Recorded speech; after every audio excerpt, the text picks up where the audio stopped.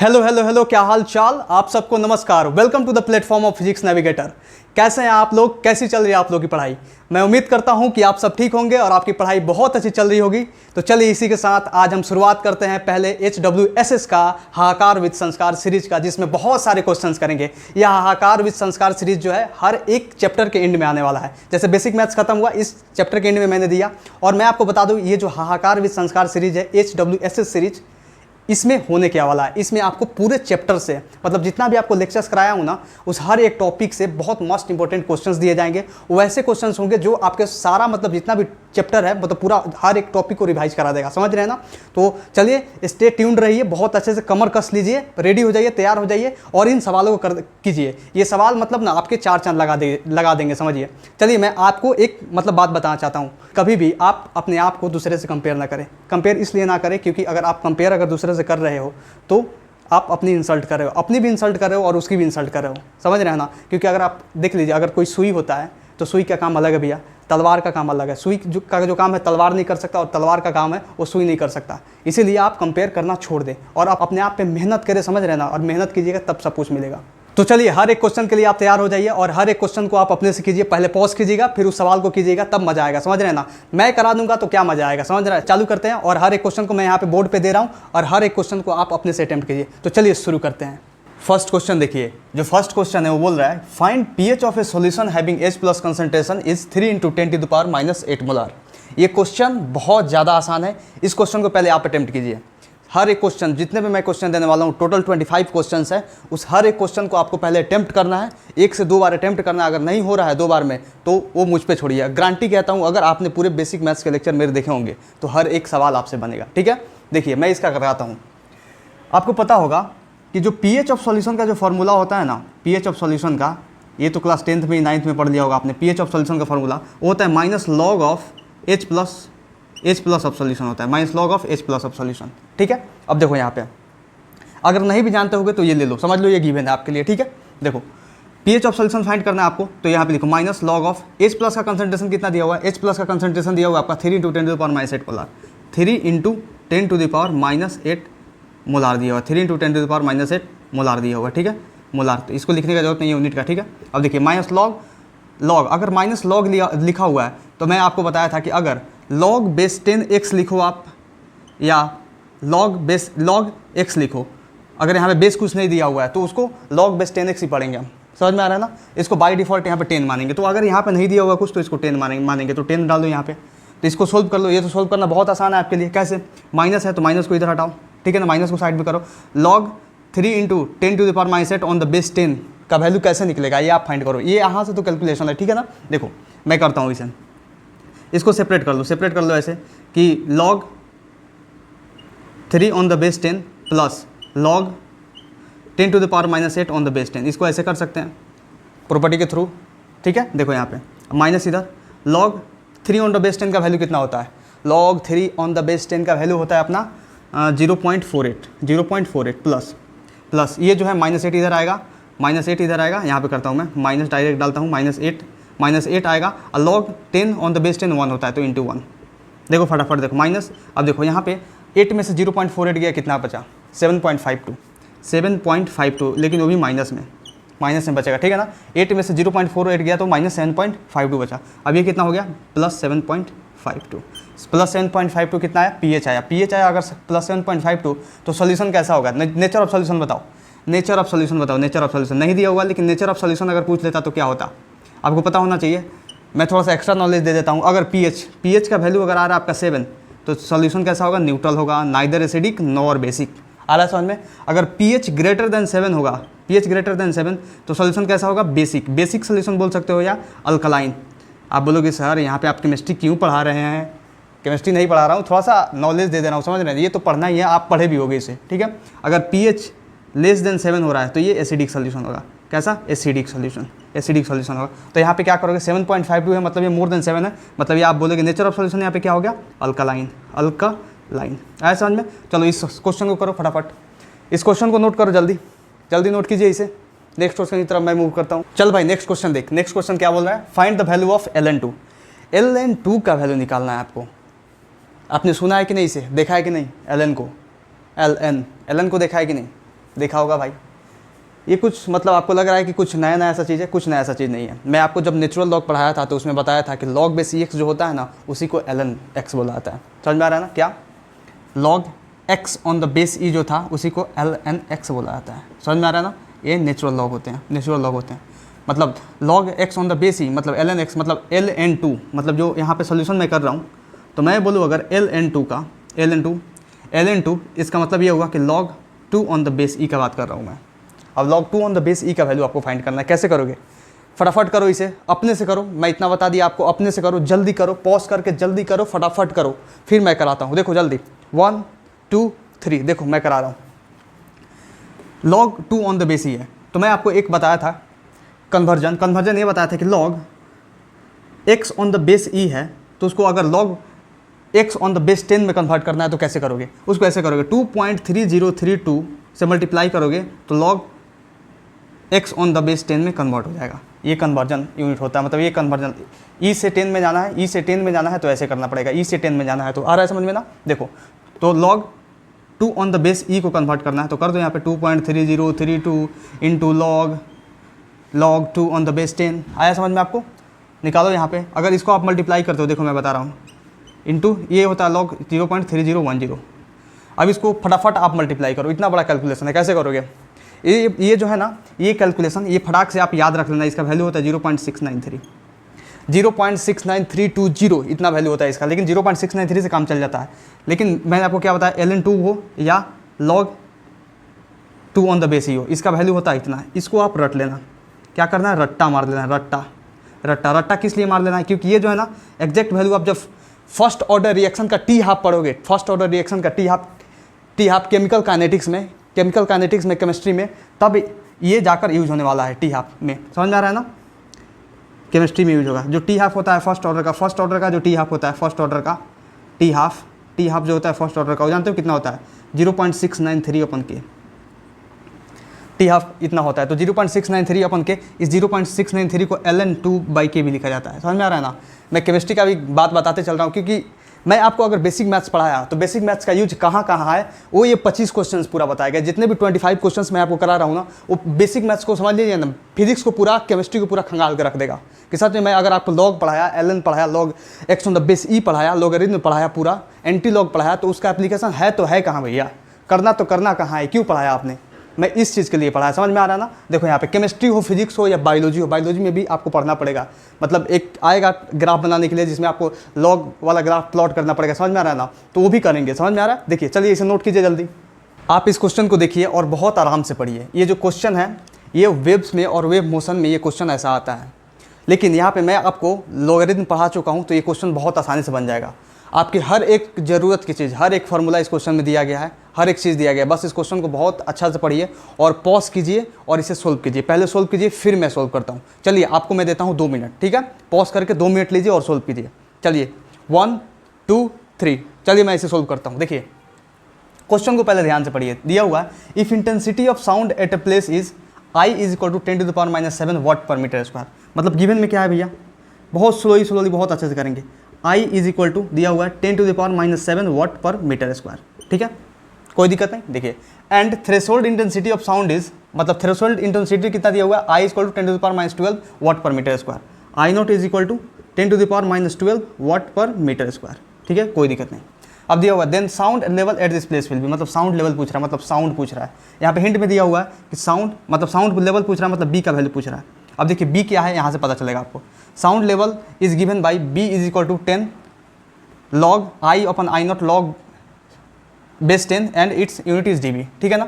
अब देखो यहाँ पे बी का वैल्यू क्या दिया हुआ है, बी का वैल्यू आप बी कैसे फाइंड करोगे, मतलब ये फॉर्मूला दे दिया है आपके लिए, ठीक है, फॉर्मूला दे दिया है। बी देखिए B is equal to 10 log I upon I not on the base 10 और इसका जो यूनिट होता है ना, बी का यूनिट होता है वो dB दिया हुआ है। तो dB तो यहाँ से आप पता कर लोगे, यहाँ पे ऑप्शन दिया हुआ है। चलो इसे फटाफट कर चुके होगे आप, आंसर मैच करो जल्दी, इन कौन सा ऑप्शन इसमें सही है, ऑप्शन बताओ, कमेंट में बताओ आंसर ऑप्शन कौन सा सही है, जल्दी जल्दी।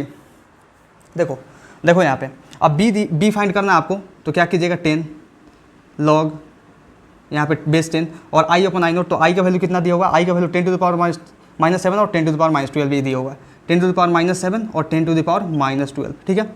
अब इसे सोल्व कर दो, इसे सोल्व करिएगा आंसर आएगा।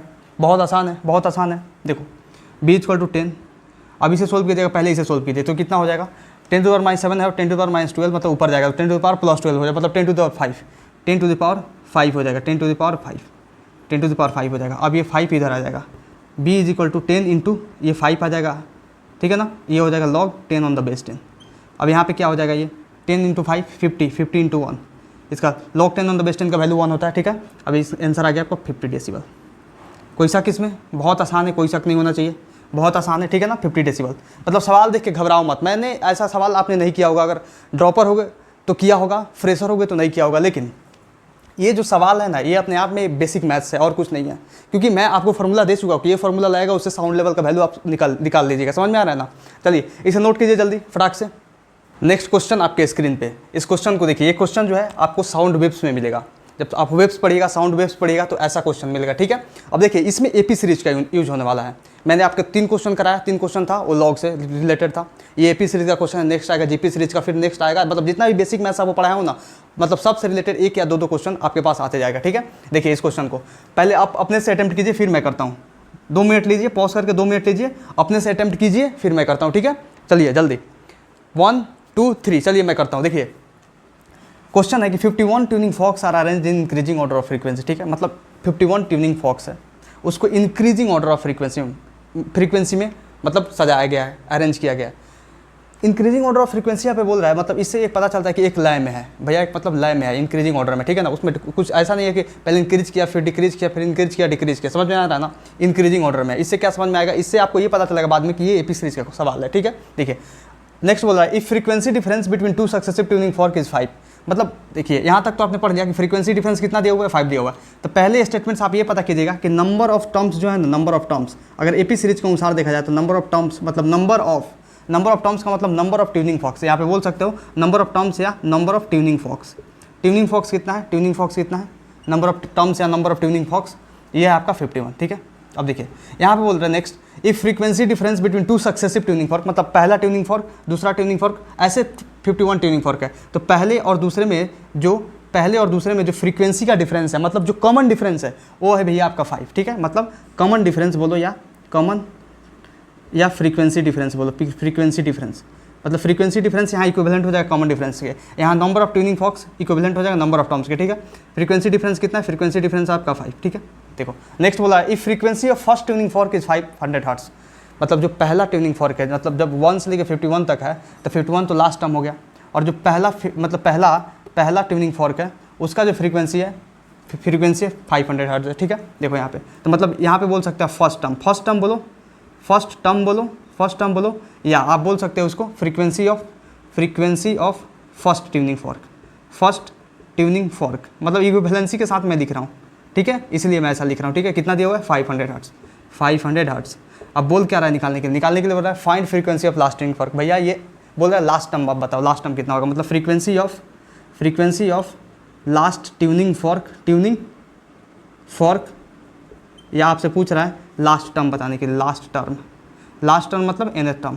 देख रहे हो क्वेश्चन को कैसे घुमाया जा रहा है, देख रहे हो विनोद कैसे क्वेश्चन को घुमाया जा रहा है। देखो यहाँ पे क्वेश्चन को इतना तो घुमा दिया, ठीक है, लेकिन दिया क्या है, निकालना है आपको, क्या निकालना है आपको, ये लास्ट टर्म का फॉर्मूला अप्लाई कीजिएगा। लास्ट टर्म का क्या फॉर्मूला होता है, लास्ट टर्म का ये फॉर्मूला इसमें होता है कि a + n - 1 × d, जहाँ पे a होता है फर्स्ट टर्म, n होता है नंबर ऑफ टर्म्स, और d होता है कॉमन डिफरेंस। अगर यहाँ पे सम लगता है, लेकिन सम तो लगने वाला नहीं है, चलिए सम का ही फॉर्मूला आपको रिवाइज करा देता हूँ। ये होता है n/2 × 2a + n - 1 × d, इसका एक और फार्मूला होता है, इसको आप ऐसे भी लिख सकते हो n/2 × a + last term, a + last term क्यों, क्योंकि जब इसको बाइफर्केट कीजिएगा तो a + n - 1 × d होगा, a + n - 1 × d किसको बताता है, लास्ट टर्म को, समझ में आ रहा है ना, तो ऐसे लिखाएगा। तो यहाँ पे ये फार्मूला अप्लाई होगा, ठीक है। मैं इसको इधर बॉक्स बना के घेर देता हूँ, ठीक है ना, यहाँ पे तो ये फार्मूला आप अप्लाई कीजिए, मतलब यहाँ पे फ्रीक्वेंसी ऑफ लास्ट टर्म के लिए आप यूज कीजिएगा a + n - 1 × d, जहाँ पे a होगा आपका यहाँ पे ये frequency of first tuning fork, n होगा आपका नंबर ऑफ ट्यूनिंग फॉक्स, और d होगा आपका फ्रीक्वेंसी डिफरेंस। आ रहा है समझ में, देखो फटाफट करो। देखो a भैया कितना दिया हुआ है, ये 500 हर्ट्ज, ठीक है, 500 हर्ट्ज़ प्लस, हर्ट्ज़ मत लिखो, यूनिट लिखने की ज़रूरत नहीं है क्योंकि यूनिट तो आने वाला है हर्ट्ज़ ही। देखो n कितना दिया हुआ है, n आपका दिया हुआ है 51 माइनस 1 इंटू डी दिया हुआ है आपका, डी दिया हुआ है आपका 5। ठीक है, इसे सोल्व करो, ये आ जाएगा 500 प्लस ये आ जाएगा 50, 50 पचे 50 25 250, मतलब 750 हर्ट्ज़। मतलब frequency of last tuning for कितना आया, frequency of last tuning for 750 hertz. तो ये आपका आंसर हो जाएगा ABCD, ए नंबर। आ रहा है समझ में, आया समझ में? बहुत हलवा है, बहुत आसान सा सवाल है, समझ में, पिद्दी सा सवाल है, समझ में आ रहा है? देखने में मतलब इतना बड़ा लग रहा है लेकिन बहुत छोटा सवाल है। ठीक है, चलिए इसे नोट कीजिए जल्दी। नेक्स्ट क्वेश्चन देखो, नेक्स्ट क्वेश्चन जो मैं दिया हूँ बहुत आसान सवाल है, मैं इसे करने नहीं जा रहा, आप अपने से कीजिए, मैं फटाक से आंसर इसका करता हूँ। ठीक है ना, बहुत आसान सवाल है, बहुत पीढ़ी से सवाल है, ये तो आपने किया होगा जनरली, लेकिन मैं इसका कॉन्सेप्ट बता रहा हूँ क्योंकि अगर आप कॉन्सेप्ट भूल गए होगे, कोई नया स्टूडेंट देख रहा होगा इसे, उसे कॉन्सेप्ट पकड़ में आ जाएगा। देखो मैं एक ही कॉन्सेप्ट बताया था कि अगर आपको डिग्री से रेडियन में चेंज करना है या रेडियन से डिग्री में चेंज करना है तो आप सीधा से एक यूज करें, pi radian equal to 180 degree, बस उसी का खेल है, उसमें कन्वर्जन आप करते रहिएगा उसके बाद। ठीक है ना, देखिए pi radian equal to 180 degree, बस इसे याद रखना है आपको। अब उसके बाद अगर आप इसमें बोल रहा है पहला कि आपको अगर डिग्री से रेडियन जाना है, डिग्री से रेडियन में जाना है, डिग्री से रेडियन में जाना है, तो आ जाओ भाई, डिग्री से रेडियन में जाना है तो डिग्री से आपको रेडियन में जाना है, तो चुपचाप यहाँ से करो, यहाँ पे 1 degree equal to pi by 180 radian. ठीक है, यहाँ से कर दो, यूनिटी मेथड लगा दो इसमें। दूसरा, अगर आपको रेडियन से डिग्री में जाना है, रेडियन से डिग्री में जाना है, आ रहा है समझ में क्या कर रहा हूँ मैं, आ रहा है समझ में क्या कर रहा हूँ मैं? देखो यहाँ पे रेडियन से डिग्री में जाना है तो यहाँ से करो 1 radian is equal to 1 radian equal to, यहाँ पाई नीचे कर दो 180 by pi degree, 180 by pi degree. आया समझ में? आया कैसे किया मैंने?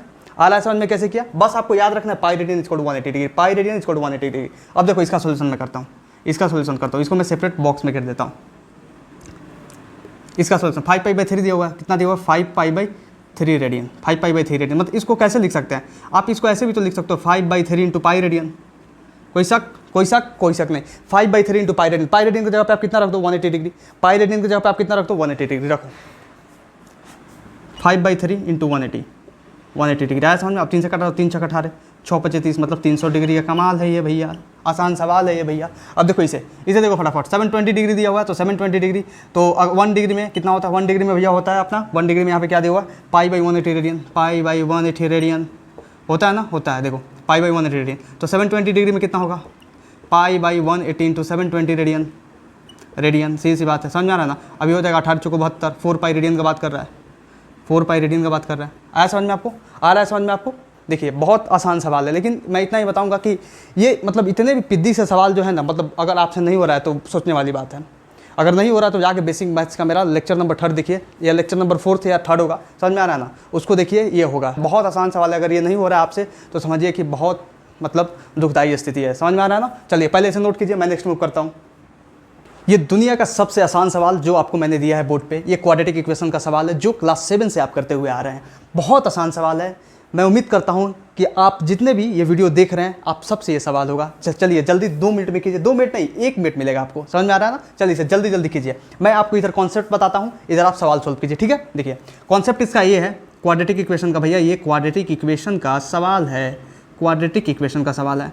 तो इसका जो है मतलब 2 तरह से रूट आप निकाल सकते हैं। पहले रियल रूट्स के बारे में आपको पढ़ना है, इमेजिनरी रूट्स को साइड कीजिए। समझ में आ रहा है ना? रियल रूट्स के बारे में आपको इसी से हिसाब से बन जाएगा सवाल। ठीक है, यहाँ पे अगर x1 आप निकालिएगा पहला रूट तो एक फॉर्मूला होता है -b plus under root B square minus 4ac upon 2a। आया समझ में? पहला होता है, इससे निकल जाएगा आपका दूसरा रूट x2, दूसरा रूट जो होता है -b minus under root B square minus 4ac upon 2a। मतलब यहाँ पे हुआ क्या?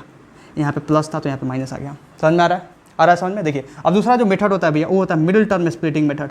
मिडिल टर्म स्प्लिटिंग मेथड जो बहुत ज़्यादा आसान है, और मैं आपको ये question middle term splitting method से ही कराने वाला हूँ क्योंकि ये जो है आप ABC यहाँ से निकाल के डालिएगा फॉर्मूला में, फटाक से आंसर आएगा। लेकिन अगर आपको फॉर्मूला याद नहीं रहता है तो कॉमन सेंस क्या बोलता है? कॉमन सेंस बोलता है आजा भैया लगा दे मिडिल टर्म स्प्लिटिंग मेथड और आंसर ला दे फटाफट। देखो यहाँ पे मिडिल टर्म स्प्लिटिंग मेथड से बताओ आंसर कितना होगा इसका आंसर कितना होगा? क्या आ रहा है आंसर? जल्दी फटाफट कमेंट में लिखो इसका आंसर क्या आ रहा है। चलिए मैं कराता हूँ। दिया हुआ है भैया क्वाड्रेटिक इक्वेशन आपका कि x square minus 4x plus 3 is equal to 0। तो मिडिल टर्म स्प्लिटिंग मेथड कैसे किया जाता है? देखो यहाँ पे मिडिल टर्म स्प्लिटिंग मेथड ऐसे किया जाता है कि ये x स्क्वायर है और ये 3 है, इसको पहले मल्टीप्लाई कीजिए। तो जितना मल्टीप्लाई कीजिएगा ना, मल्टीप्लाई करने पे कितना है? 3x square. उसको क्या करना है, जो मिडिल टर्म है ये मतलब -4x है, इसको ऐसे तोड़ना है कि अगर इसको तोड़ने पे जोड़ा जाए तो -4x आए लेकिन मल्टीप्लाई किया जाए तो ये 3x² है। जोड़ा जाए तो -4x आए लेकिन मल्टीप्लाई किया जाए तो 3x² है। कैसे तोड़िएगा सोचिए एक बार, इसको ऐसे तोड़िए, x² - 3x - x + 3 = 0।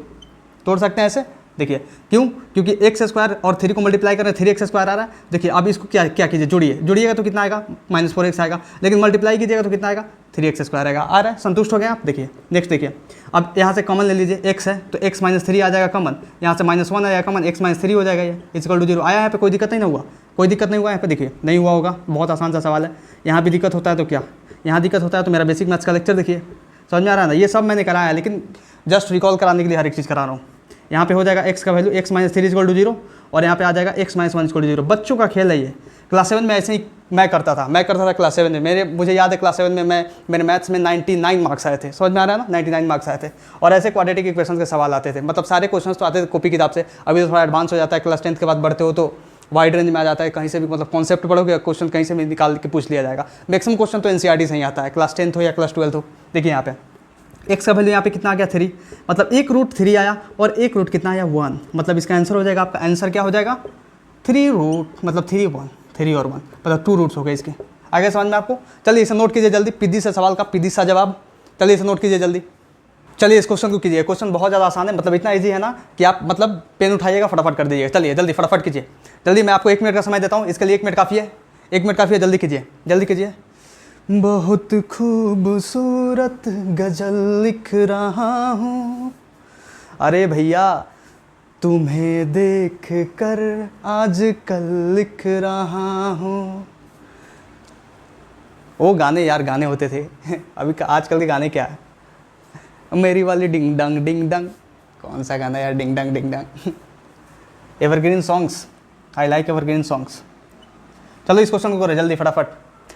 हो साइन थीटा दिया हुआ है और इसका वैल्यू पूछ रहा है, तो ये तो बहुत आसान है भैया। साइन थीटा दिया हुआ है तो मतलब साइन थीटा = 1/2, मतलब ये आपका दिया हुआ है p/h = 1/2, तो यहाँ पे दे दिया आपका if p = 1 and h = 2, and नहीं, यहाँ पे देन होगा, क्योंकि अगर p आप अगर 1 मानते हो तो आप h को मानोगे क्या, h मानोगे 2, समझ में आ रहा है ना, तब ऐसे होगा। ऐसे नहीं कर सकते कि p 1 होता है h 2 होता है, मैंने आपको बेसिक मैथ में सिखाया है। देखो यहाँ पे, तो यहाँ पे ph दिया हो तो b निकाल दो यहाँ से, क्योंकि cos थीटा में b का जरूरत पड़ेगा, tan थीटा में b का जरूरत पड़ेगा। आ रहा है समझ में, तो b निकाल लो, b फटाफट निकाल लो।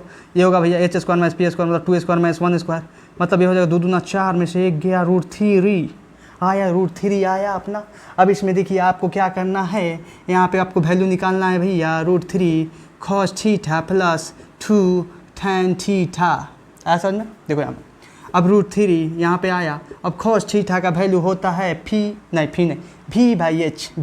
तो v कितना है, v है भैया अपना √3 और h है 2, ये √3/2 प्लस ये 2 × tan थीटा p/b, तो p कितना है अपना p1 b1/√3 1/√3।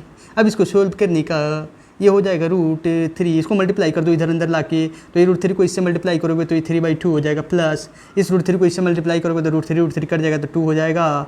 ये आ जाएगा आपका 2, ये 3 प्लस 2 दूना 4 मतलब 7/2 मतलब 3.5 आंसर। किसका किसका मैच किया भाई जल्दी बताओ, किसका किसका मैच किया जल्दी बताओ। बहुत आसान सवाल था, पिद्दी सा सवाल था, जल्दी बताओ।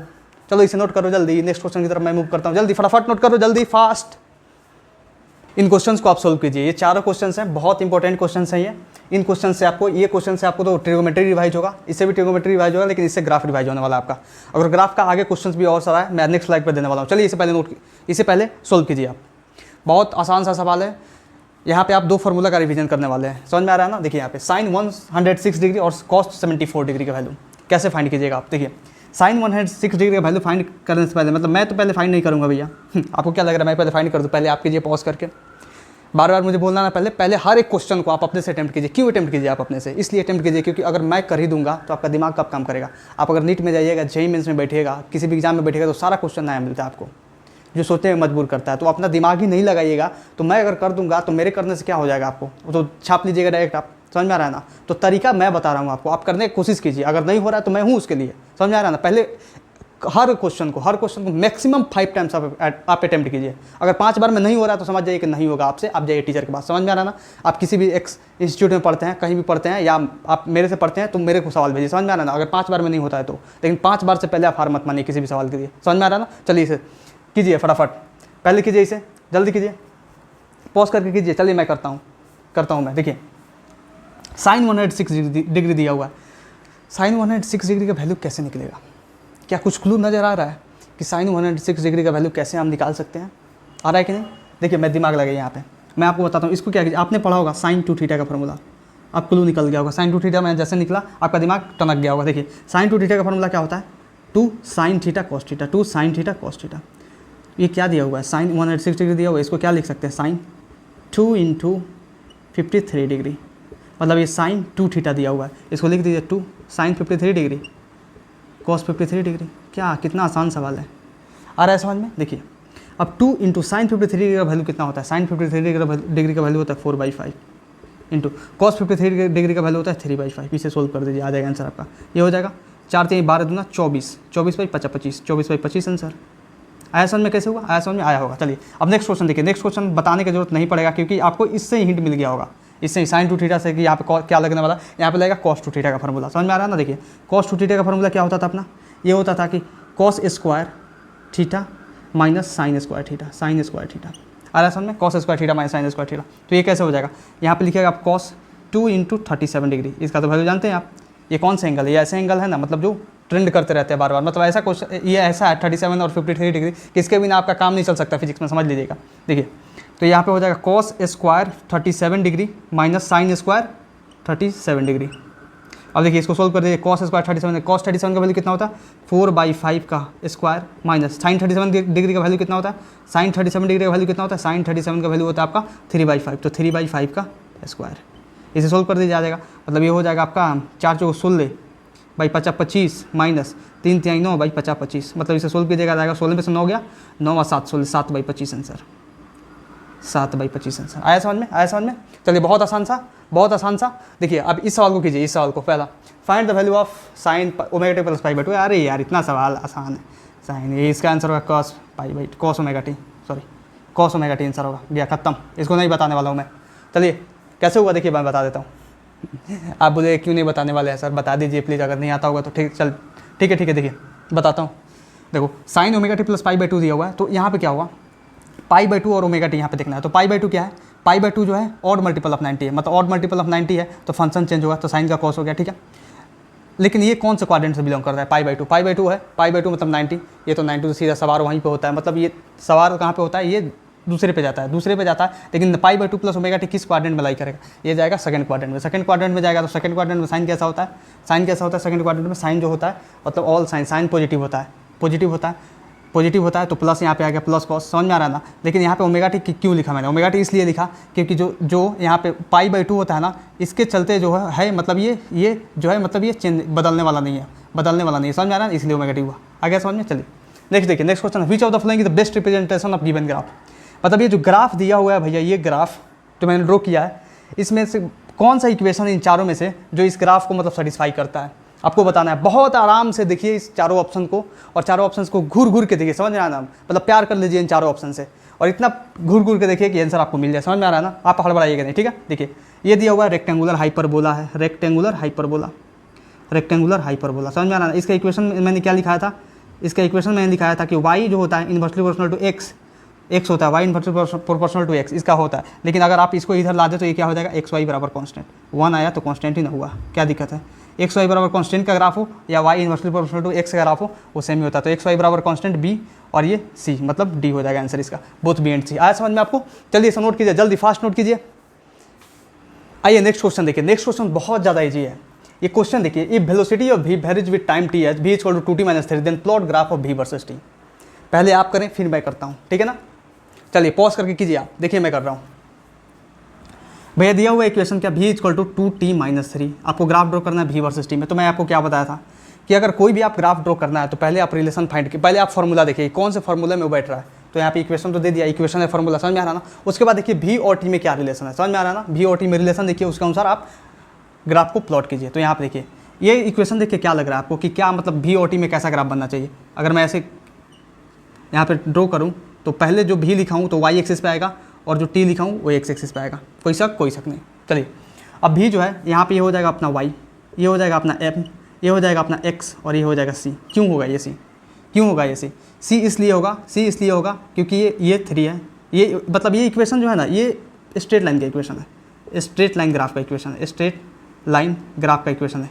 इससे देख के पता चलता है स्ट्रेट लाइन ग्राफ इक्वेशन है, स्ट्रेट लाइन ग्राफ का इक्वेशन समझ में आ रहा ना? यहाँ पे वाई का वैल्यू मतलब वाई भी यहाँ पे हो गया, एक्स है टी तो यहाँ पे हो गया, समझ में आ रहा ना? लेकिन आपको ये एक बात और बताया था कि कोई भी आप स्ट्रेट लाइन ग्राफ जब आप देखिएगा, स्ट्रेट लाइन ग्राफ देखिएगा तो स्ट्रेट लाइन ग्राफ में आपको एम और सी ढूंढना है। एम कैसा है और सी कैसा है? तो एम देखिए, एम यहाँ पे कैसा है, एम कैसा है, पॉजिटिव है कि निगेटिव? तो एम भैया आपका पॉजिटिव है, पॉजिटिव है मतलब थीटा लेस देन 90 डिग्री होगा, ये आपको पता होना चाहिए। और सी कैसा है? सी यहाँ पे निगेटिव है मतलब -3 है। सी का वैल्यू कितना है? -3 नहीं है, -3 है, समझ में आ रहा है ना? तो सी का वैल्यू अगर -3 है, अगर निगेटिव है तो निगेटिव है मतलब ये कट कहाँ करेगा? निगेटिव है तो कट कहाँ करेगा? कट करेगा निगेटिव वाई एक्सिस में, निगेटिव वाई एक्सिस में कट करेगा। आया समझ में ना? चलिए अब इसको कर दीजिए फटाक से। मतलब स्ट्रेट लाइन ग्राफ ड्रॉ करने के लिए एमसी चाहिए आपको, MC. Straight line graph draw करने के लिए क्या चाहिए? एमसी चाहिए। तो एम देखिए, M positive pay theta less than 90 degree, theta less than 90 degree कैसे बनेगा? ऐसे बनेगा कि ऐसे बनेगा तो ऐसे, लेकिन कट कहाँ करेगा? नीचे। तो आंसर आपका ये होगा मतलब थीटा ना sorry theta less than 90 degree बनाना है ना, थीटा लेस देन 90 डिग्री। देखिए थीटा लेस देन 90 डिग्री बनाना है तो ऐसे नहीं होगा, थीटा लेस देन 90 डिग्री तो ऐसे कट करेगा, ग्राफ ऐसे बनेगा। ऐसा में ग्राफ ऐसे बनेगा क्योंकि ये होता है थीटा।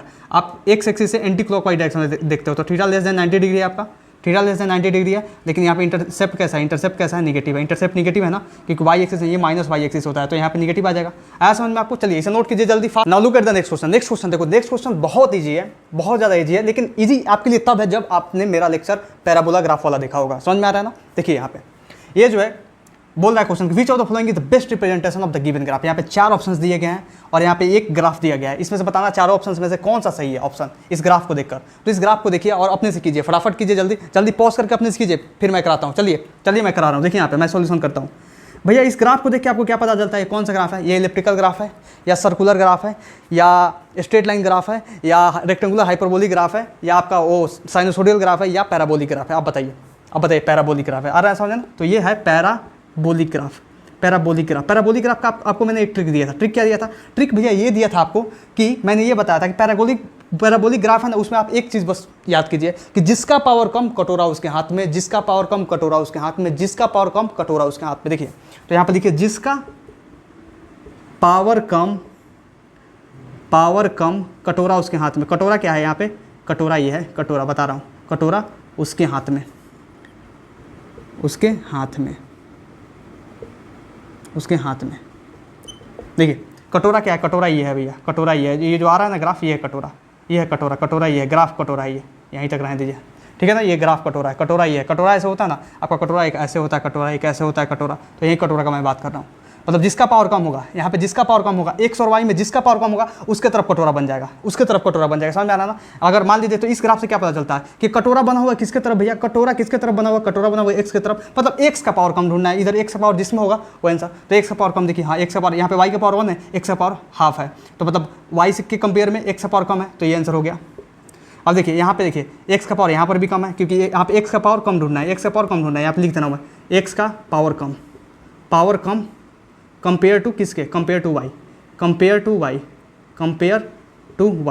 वाई के कंपेयर में, वही आंसर होगा। समझ में आ रहा है ना? वही आंसर होगा। एक्स का पावर कम चाहिए कंपेयर टू वाई, एक्स का पावर कम है कंपेयर टू वाई, यहाँ पे भी एक्स का पावर कम है कंपेयर टू वाई, तो ये भी आंसर हो गया। यहाँ पर भी एक्स का पावर कम है, अगर रूट एक्स है तो इसको हटाइएगा तो यहीं तो आ जाएगा ना, तो ये भी आंसर, मतलब all of the above answer होगा। ऐसा में कैसा लगा आपको बताइए? बहुत मतलब आसान सवाल था, बहुत शानदार तरीका इसे बताने का। समझ में आ रहा है ना? इसको आप बस याद रखिएगा, हो जाएगा। जिसका पावर कम कटोरा उसके हाथ में। पैराबोला ग्राफ का मतलब इससे मतलब जो है ना, ये सबसे बेस्ट मंत्र है, समझ लीजिए, सबसे बेस्ट मंत्र है। चलिए इसे नोट कीजिए, जल्दी नोट कीजिए फटाफट। Now look at the next question. Next question देखिए यहाँ पे पहला क्वेश्चन बोल रहा है कि x² plus v² omega square equal to 1, then which of the following is true. मतलब कौन सा है इसमें सही है? मतलब इस इक्वेशन के लिए इलिप्टिकल ग्राफ का है कि सर्कुलर ग्राफ का है कि पैराबोलिक ग्राफ का है कि रेक्टेंगुलर हाइपरबोलिक ग्राफ का है? आइए आपको बताना है। समझ में आ रहा है ना? देखिए चलिए इसे सोल्व कीजिए अपने से, पॉज करके सोल्व कीजिए, फिर मैं बताता हूँ, ठीक है?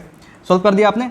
देखिए भैया मैं आपको क्या बताया था, सर्कुलर ग्राफ था तो सर्कुलर ग्राफ का क्या था, सर्कुलर का मैं यहाँ पे बता रहा हूँ, पहले सर्कुलर का बताता हूँ। सर्कुलर का क्या था इक्वेशन, सर्कुलर ग्राफ का इक्वेशन था आपका कि एक्स स्क्वायर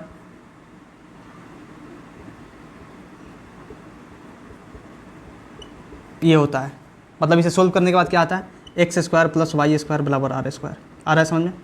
अब इस यही जो है ना, मतलब इलिप्स में अगर हम एक सेम वैल्यू डाल देते हैं इधर डिनोमिनेटर में तो ये आ जाता है, समझ में आ रहा है ना? अब देखिए कैसे आएगा मैं बता रहा हूँ। दूसरा देखिए, दूसरा है आपका पैराबोला। तो पैराबोला तो आपको बता दिया हूँ कि पैराबोला का इक्वेशन क्या होता है, Y directly proportional to X square होना चाहिए, ये आ जाएगा, या X directly proportional to Y square आना चाहिए, पैराबोला आ जाएगा, समझ में आ रहा ना? ये दूसरा होगा।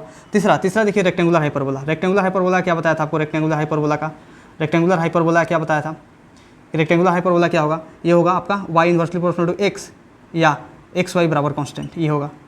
लेकिन यहाँ पे है क्या, यहाँ पे है भैया, ये बताइए कि ये इक्वेशन मैंने आपको दिया, ये इक्वेशन और ये इक्वेशन, इससे क्या ये मैच कर रहा है? नहीं मैच कर रहा है, क्योंकि अगर यहाँ पे आर सेम है तो यहाँ पे तो नीचे सेम होना चाहिए, ऊपर तो डिफरेंट है, ठीक है, लेकिन यहाँ सेम होना चाहिए। मतलब इन तीनों ऑप्शन में तीनों छटा गया, आंसर ये हुआ। मतलब ऑप्शन एलिमिनेशन टेक्निक से आपने इस सवाल को सोल्व किया। लेकिन ये जान लीजिए कि इसका जो इक्वेशन होता है इलिप्स का, मैं आपको पढ़ा चुका हूँ। और इलिप्स जो होता है ना, इलिप्स का इक्वेशन आपका हो जाता है ये X square by A square plus Y square by B square is equal to 1। ये इलिप्स का इक्वेशन होता है। मतलब इस इक्वेशन से आप इसको मैच कीजिए, आपको पता चल जाएगा कि इसका इलिप्स आंसर होने वाला है। समझ में आ रहा है? चलिए देखिए नेक्स्ट क्वेश्चन दिया होगा कि अगर kinetic energy half M B square है तो आपको प्लॉट करना है graph kinetic energy versus B square के बीच में। बहुत आसान है, कर दीजिए। कौन सा? मैं चलिए ऑप्शन देता हूँ, ए नंबर ऑप्शन। कौन सा ग्राफ सही होगा, kinetic energy versus B square का ग्राफ कौन सा सही होगा? ये बी नंबर ऑप्शन है आपका, ये और बी स्क्वायर। चलिए दो ही ऑप्शन देता हूँ, बताइए कौन सा ऑप्शन सही होगा, बता दो जल्दी फटाफट। ऑप्शन ए या ऑप्शन बी? ऑप्शन ए या ऑप्शन बी? जो ऑप्शन ए बोल रहे हैं वो सरासर गलत बोल रहे हैं, ऑप्शन ए नहीं होगा, क्योंकि ये काइनेटिक एनर्जी वर्सेस भी का ग्राफ ऐसे होगा। समझ में आ रहा है ना? क्यों? क्योंकि ये जो है ना, मतलब ये काइनेटिक एनर्जी वर्सेस भी स्क्वायर, मैं अगर ये बोलूँ काइनेटिक एनर्जी वर्सेस भी स्क्वायर का ग्राफ अगर आप बना रहे हो तो आपको ये पता चलना चाहिए डायरेक्टली प्रोपोर्शनल होता है। मतलब ये इसका पावर भी होना तो इसका पावर वन है। मतलब जो रखा गया है ना एक्स एक्सिस पे वो भी स्क्वायर है भैया, भी नहीं रखा गया। अगर भी रखा होता तो आपका ये आंसर आ जाता। समझ में आ रहा है? जिसका पावर कम कटोरा उसके हाथ में जाता, तो भी रखा होता तो जाता काइनेटिक एनर्जी में। लेकिन पावर तो दोनों का सेम है, जो काइनेटिक एनर्जी भी रखें भी स्क्वायर भी रखें, तो इसीलिए स्ट्रेट लाइन ग्राफ आएगा। आया समझ में आपको? चलिए इसे नोट कीजिए जल्दी। Now look at this question. ये क्वेश्चन बहुत ज़्यादा ईजी है, समझ में आ रहा है ना? ये क्वेश्चन मैं आपको करा चुका हूँ ऑलरेडी बेसिक मैथ्स में, जब मैं आपको स्लोप का कॉन्सेप्ट पढ़ाया था। बहुत बढ़िया से पढ़ाया हूँ स्लोप का कॉन्सेप्ट। अगर आपने नहीं पढ़ा होगा, अगर आपको नहीं आ रहा हो अगर बढ़िया से स्लोप का कॉन्सेप्ट, तो जाइए मेरा बेसिक मैथ्स में स्लोप का लेक्चर देखिए, सबसे बेस्ट पढ़ाया मैंने। समझ में आ रहा था? मतलब मेरे अनुसार तो सबसे बेस्ट लेक्चर है, दुनिया का सबसे बेस्ट लेक्चर है मेरे अनुसार का। अगर कोई भी स्लोप का सवाल, कोई भी मतलब ग्राफिकल क्वेश्चन आता है स्लोप से रिलेटेड, तो आप फटाक से कर दीजिएगा उस लेक्चर को देखने के बाद, ठीक है? चलिए इसको देखिए। क्वेश्चन बोल रहा है the slope of graph in the figure at a point A B and C. मतलब ए और बी और सी पे एम ए एम बी और एम सी स्लोप दिया हुआ है, तो आपको चूज करना है इसमें से कौन सा ऑप्शन जो करेक्ट है। आ रहा है समझ में ना? तो पहले आप इस क्वेश्चन को कीजिए, फिर मैं करता हूँ, ठीक है? देखिए मैं यहाँ पे यही बोलूँगा कि पहले आपको क्या बोलना है कि आपको मैं बोलता था कि स्लोप फाइंड करने के लिए, तो स्लोप को क्या बोलता था कि मैं बोलता था ये कि मैं बोलूँगा स्लोप आपको समझना है tan थीटा, मैं बोलूँगा स्लोप आपको समझना है tan थीटा। तो स्लोप का मतलब क्या होता है? tan theta. तो स्लोप का मतलब होता है आपका भैया tan थीटा। मतलब tan थीटा फाइंड कर दीजिएगा तो आपको स्लोप पता चल जाएगा। आ रहा है ना? देखिए यहाँ पे तो tan थीटा यहाँ पे फाइंड करिए, ए पे बी पे सी पे। तो ए और बी और सी पे tan थीटा कैसे फाइंड करें? सीधी सी बात है भैया, फाइंड नहीं कर सकते, कंपेयर तो कर सकते हैं ना। और कंपेयर करके यहाँ पे आंसर लाना है, ग्रेटर देन या लेस देन होगा आंसर। समझ में आ रहा है? या इक्वल टू आंसर होगा। पता ए बी सी डी में से कोई ऑप्शन हो सकता है, तो कंपेयर करना है। यहाँ पे कंपेयर करना है तो आपको पता होना चाहिए थीटा डायरेक्टली प्रोपोर्शनल टू होता है tan थीटा। समझ में आ रहा? तो थीटा सबसे ज़्यादा कहाँ पे होगा? थीटा ए पे सबसे ज़्यादा होगा, क्योंकि यहाँ पे टेंजेंट आप ड्रॉ कीजिएगा, एक्स एक्सिस से एंगल दिखेगा, यहाँ पे टेंजेंट ड्रॉ कीजिएगा, एक्स एक्सिस से एंगल दिखेगा, यहाँ पे टेंजेंट ड्रॉ कीजिएगा तो यहाँ पे 0 डिग्री आएगा, इससे ज़्यादा ये एंगल आएगा, इससे ज़्यादा एंगल आएगा। मतलब थीटा ए सबसे ज़्यादा, फिर थीटा बी सबसे ज़्यादा, फिर थीटा सी सबसे ज़्यादा। कोई शक इसमें? कोई शक नहीं। थीटा डायरेक्टली प्रोपोर्शनल टू जब tan थीटा होता है तो इससे tan थीटा सबसे ज़्यादा ए पे होगा, फिर tan थीटा सबसे ज़्यादा बी पे होगा, और फिर tan थीटा सबसे ज़्यादा सी पे होगा। कोई दिक्कत नहीं। लेकिन मैंने आपको क्या बोला कि स्लोप को ही tan थीटा बोला था। जब tan थीटा ए पे सबसे ज़्यादा है तो मतलब स्लोप सबसे ज़्यादा ए पे है, और स्लोप को एम से रिप्रेजेंट किया जाता है, एम ए सबसे ज़्यादा, फिर एम बी सबसे ज़्यादा, फिर एम सी। समझ में आ रहा है ना? आ रहा है समझ में? तो ये आपका आंसर निकल गया। देखिए मतलब स्टेप का मैंने यूज किया, कॉन्सेप्ट का यूज किया, आंसर आ गया आपका। आया समझ में आपको? तो ऑप्शन नंबर कौन सा हो जाएगा? एम ए एम बी और एम सी। कौन सा है? ये वाला। आया समझ में? चलिए इसे नोट कीजिए जल्दी, फास्ट नोट कीजिए। ओ लाला चल इसका आंसर दे, बहुत आसान सवाल है ये। इतना आसान सवाल है कि मैं क्या बोलूँ। मेरे लिए भी आसान है, तेरे लिए भी आसान है। मेरे लिए तो आसान होगा ही क्योंकि मैं पढ़ा रहा हूँ, और तेरे लिए और ज़्यादा आसान है क्योंकि मैं तेरे को पढ़ा चुका हूँ। अगर तू नहीं पढ़ा है तो जाकर मेरा लेक्चर देख ग्राफ्स का। समझ में आ रहा है ना? चलो देखो यहाँ पे विच of the following statement is true based on the given graph. ये भैया ग्राफ दिया हुआ है, थोड़ा अजीब गरीब टाइप का ग्राफ है, देखने से लग रहा है लेकिन है नहीं, समझ में आ रहा है, मैं बताऊंगा तो आपको समझ में आ जाएगा।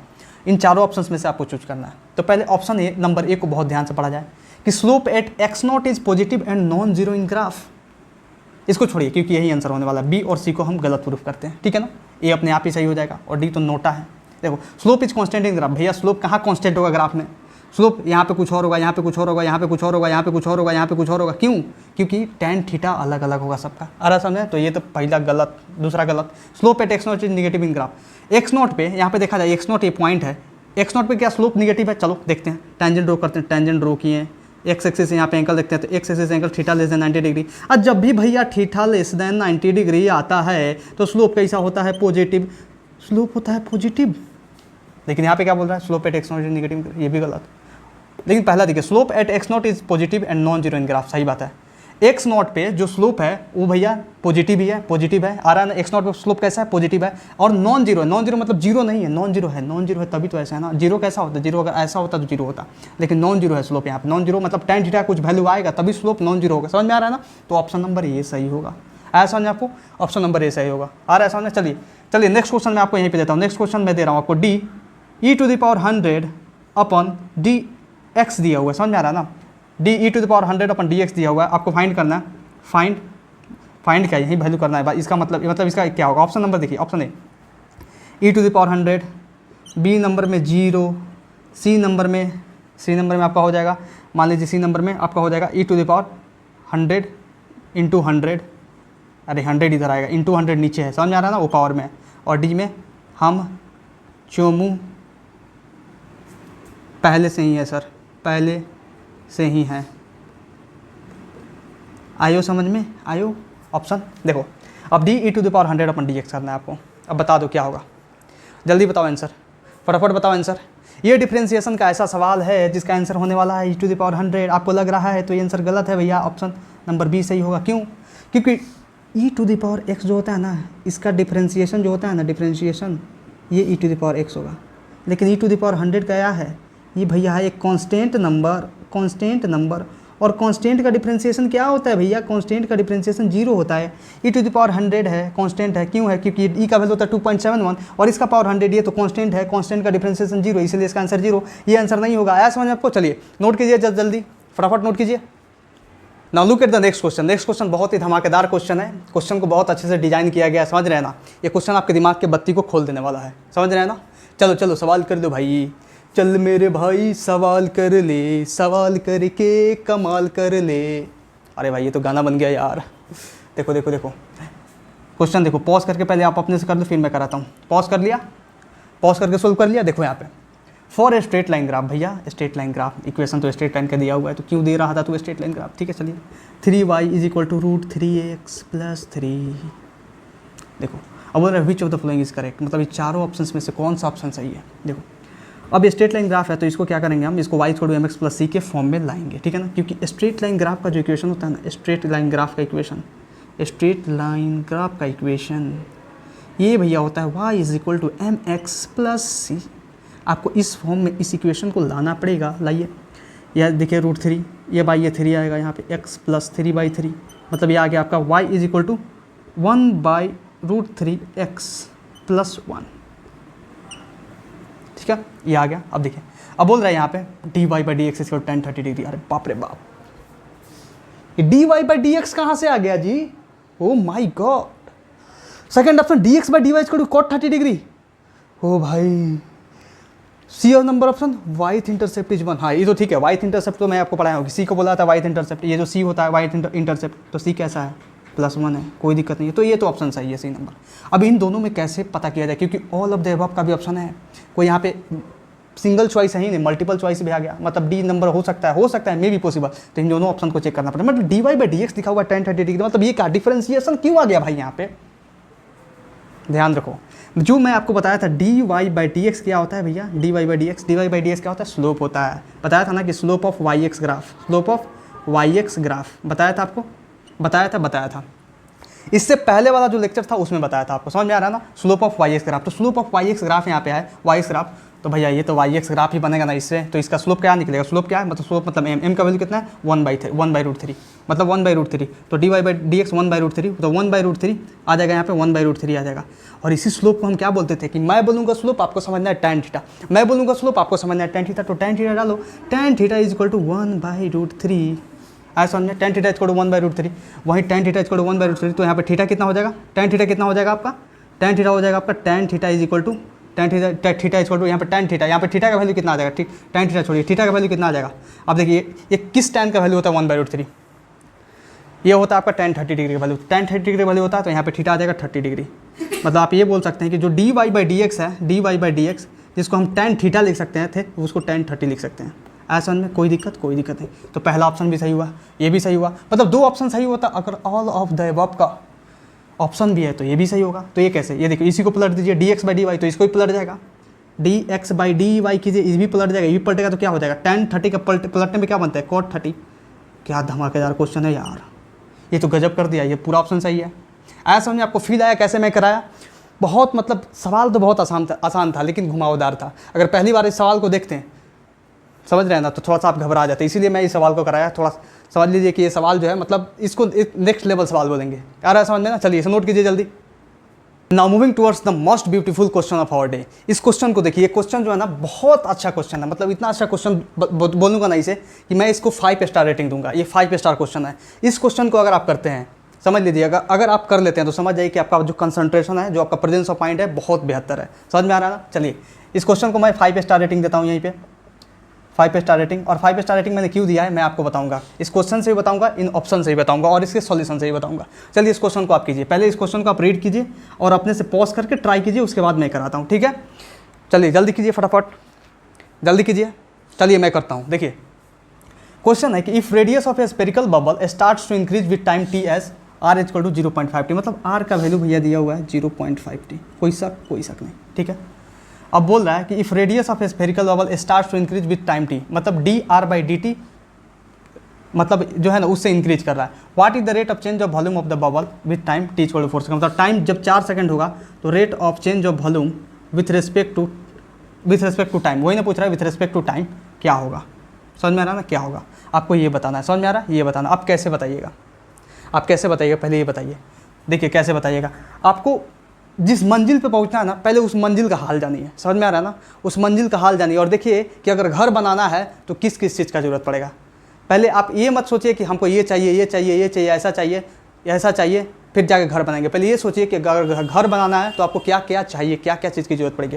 तो आपको क्या करना है, डी बाई डी टी निकालना है, तो आपको क्या चाहिए, डी बाई डी टी निकालना है, तो आपको वॉल्यूम का एक फार्मूला चाहिए, दीजिए भाई, वॉल्यूम इक्वल टू, लेकिन क्या बोला यहाँ पे स्फेरिकल बबल। स्फेरिकल बबल मतलब स्फीयर का, मतलब वॉल्यूम ऑफ स्फीयर लिखेंगे यहाँ पे 4/3 पाई आर क्यूब। कोई शक नहीं, कोई दिक्कत नहीं। यहाँ पे बोल रहा है डी बाई डी टी, लेकिन हम यहाँ से डी बाई डी टी नहीं निकाल सकते हैं, यहाँ से डी बाई डी आर निकाल सकते हैं। समझ में आ रहा है, तो निकालिए D by D are, D by D are निकालिए, क्या हो जाएगा 4/3 पाई कॉन्स्टेंट, तो कॉन्स्टेंट इसका डिफ्रेंसिएशन हो जाएगा 3r²। कोई दिक्कत नहीं। चलिए 3 से 3 कट गया, मतलब डी बाई डी आर का वैल्यू कितना हो गया, डी बाई डी आर का आपका वैल्यू हो गया 4πr²। कोई शक नहीं आया समझ में। अब देखिए इस D V by D R को, इसमें से डी आर को इधर भेजिए, ये आ जाएगा आपका D V is equal to 4πr² D R, ठीक है।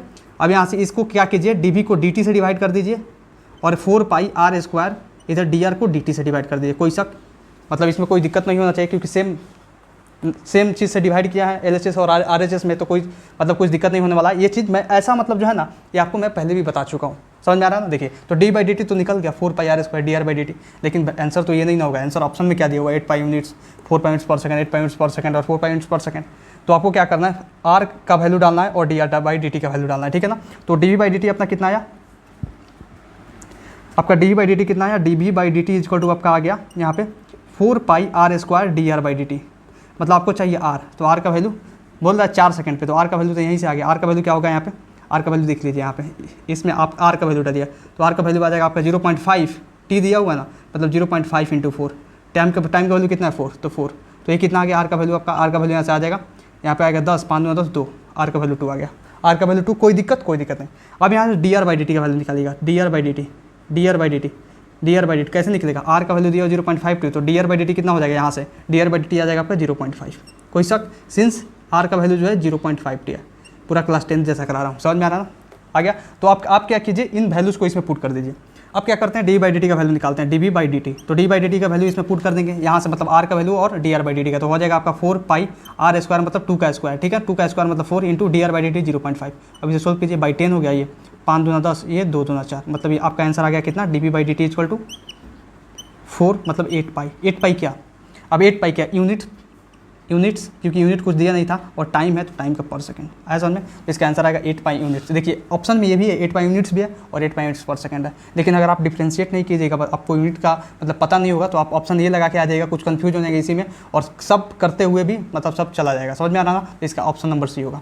ये 5 स्टार सवाल क्यों था, 5 स्टार सवाल इसलिए था क्योंकि थोड़ा सा इसमें सोचना था, दिमाग लगाना था कि कहाँ से कहाँ पे आएंगे, समझ में आ रहा ना, ऑप्शन में भी कन्फ्यूजन था, समझ में आ रहा ना, सवाल को पढ़ने में भी कन्फ्यूजन था, आया समझ में, तो इसलिए 5 स्टार सवाल था, ये बहुत अच्छा सवाल था। चलिए इसे नोट कीजिए जल्दी। Now look at this question, इस क्वेश्चन को देखिए आप, ये क्वेश्चन बहुत ज़्यादा खूबसूरत है, ये क्वेश्चन जो है अपना डिफ्रेंसिएशन भाई का क्वेश्चन है, समझ में आ रहा है ना। चलिए इसे आप कीजिए, जैसा प्रीवियस क्वेश्चन था उससे मतलब बहुत आसान सवाल है ये। चलिए इस क्वेश्चन को कीजिए, पॉज करके आप अपने से कीजिए, फिर मैं कराता हूँ, ठीक है। देखिए चलिए मैं कर रहा हूँ, कर लिया आपने, मैं करता हूँ। बोल रहा है question, the charge flowing through a conductor beginning with time t equal to 0 is given by the formula q equal to 2t square plus 3t plus 1 coulomb, ठीक है भैया। चार्ज का वैल्यू दिया हुआ 2t square plus 3t plus 1, ठीक है, coulomb, ठीक है। अब बोल रहा है find the current i equal to dq by dt at the end of 5th second, मतलब बोल रहा है करंट आपको फाइंड करना है at the end of 5th second, मतलब 5 सेकंड में। टाइम 0 से स्टार्ट हुआ था, कहाँ से स्टार्ट हुआ था, 0 से स्टार्ट हुआ था, और 5 सेकंड जब बीत जा रहा है, मतलब 5th सेकंड जब आप बीत जा रहा है, तब करंट का वैल्यू क्या होगा, मतलब पूछ रहा है करंट का वैल्यू क्या होता है। करंट का वैल्यू कैसे निकालेंगे, आई इक्वल टू होता है D Q by D T. अगर नहीं पता है आपको तो चुपचाप यहाँ से देख लीजिए, दिया हुआ है ऑलरेडी, मैंने क्वेश्चन में मेंशन कर दिया है, आ रहा है समझ में ना। देखिए तो I equal to D Q by D T होता है, मतलब इस क्यू को जो है ना, क्यू को इसके पीछे डी बाई डी टी चिपक गया, मतलब टाइम के रेस्पेक्ट में इसको कर दीजिए आप डिफ्रेंशिएट, समझ में आ रहा है ना। तो डिफ्रेंशिएट कैसे कीजिएगा, आप कीजिए इसको 2 2 40 प्लस 3 हो जाएगा, इसका आ रहा है समझ में ना। देखिए 40 प्लस 3 हो जाएगा, ठीक है। देखिए यहाँ पे आई इक्वल टू 40 प्लस 3 हो जाएगा। अब बोल रहा है करंट आपको eight the end of 5th second, मतलब जब टाइम 5 सेकंड बीत जाएगा तब करंट कितना होगा। तब देखिए यहाँ पे 4 इंटू 5 कर दीजिए प्लस 3, क्या दिक्कत है, मतलब जब टाइम यहाँ पे बोल रहा है 5 सेकंड के लास्ट में, तो टाइम के वैल्यू 5 डाल दिए, यहाँ पे आ जाएगा आपका आंसर कितना है 23 एम्पीयर आंसर। आया समझ में आपको। चलिए ये 23 एम्पीयर, मैंने हंसा इसलिए क्योंकि मेरा भाई था, समझ में आ रहा था, मैं लेक्चर शूट कर रहा था, वो मेरे बोलने के तरीके से हंस दिया, इसलिए मुझे हंसना पड़ा। आ रहा है समझ में। चलिए देखिए ये क्वेश्चन बहुत ज़्यादा आसान था, चलिए इसे नोट कीजिए। Now moving towards the next question. Next question जो है बहुत ज़्यादा आसान है, जैसे प्रीवियस क्वेश्चन दोनों थे वैसे ही ये भी क्वेश्चन है, मतलब जितना भी सवाल आ रहा है, मतलब सारा क्वेश्चन मैं जितना भी दिया आपको, अब तक 23 क्वेश्चन हो चुके हैं, लास्ट 2 क्वेश्चन और है, समझ रहे हैं ना। सारे मतलब क्वेश्चन आसान थे, मतलब कोई ऐसा सवाल नहीं था जो आपसे नहीं बना हो, समझ में आ रहा है ना। मुझे उम्मीद है कि सब बना होगा, इसलिए बना होगा क्योंकि आप मेरे स्टूडेंट हैं, मैंने आपको पढ़ाया, समझ में आ रहा है। देखिए यहाँ पे सॉल्यूशन भैया इसका भी कर दीजिए, सब कर दिया तो इसका भी कर दीजिए, समझ में आ रहा है ना। देखिए a metallic disc is being heated, its area at any time T is given by A is equal to 4t square plus 2t। आया समझ में। देखिए calculate the rate of increase in area at T equal to 4 second, मतलब rate of increase in area, मतलब पूछ रहा है भैया D A by D T बताओ एट टी इक्वल टू कितना 4 सेकंड, मतलब 4 सेकंड पे, समझ में आना, at T equal to 4 second, ठीक है। देखिए यहाँ पे अब यहाँ पे 4 d A by D t find करना है, मतलब टाइम के रेस्पेक्ट में एरिया का डिफ्रेंसिएशन कर दीजिए, यही बोल रहा है ना, सवाल तो वही बोल रहा है, समझने से तो कर दीजिए। 4 दूना 8t प्लस 2 हो जाएगा। अब बोल रहा है d A by D t किस पे, किस टाइम पे निकालना है आपको, d A by D T, d A by D t कब आपको निकालना है, at T equal to 4 second, t equal to 4 second, मतलब टाइम में यहाँ पे 4 सेकंड डाल दीजिए, तो 8 गुने 4 प्लस 2, मतलब 8 चौको 32 2 34, 34 क्या मीटर स्क्वायर पर सेकंड, क्योंकि एरिया का यूनिट मीटर स्क्वायर और टाइम का सेकंड, तो आंसर 34 मीटर स्क्वायर नहीं होगा, 34 मीटर स्क्वायर पर सेकंड होगा। आया समझ में आपको, आया। चलिए इसे नोट कीजिए, जल्दी नोट कीजिए, फास्ट नोट कीजिए।